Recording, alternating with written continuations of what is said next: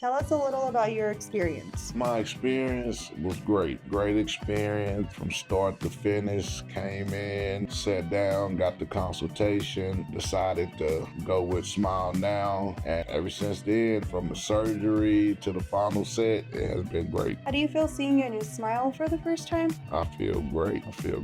New smile, confident. I'm a pretty confident guy already, but I'm not the guy missing that side tooth anymore. I like that. What was your first thought when you looked in the mirror? My first thought was these teeth look great. I thought to myself, that damn dentist did a good job. Did any of your concerns you had before treatment actually happen? Not one of them. None of the concerns that I thought was gonna happen happened. Like, I thought maybe the teeth would crack, didn't happen. I thought maybe they would fall out, didn't happen. Nothing I thought was gonna happen, all the bad things, none of it happened, nothing but good things. How has your confidence changed since the procedure? I was already at a 99 confidence, now I'm all the way at 100. Yeah. What would you say to someone thinking about getting this done? I would say this would be the right spot to come and get it done. Come and do it. Don't hesitate. It's going to change your life. You're going to love it.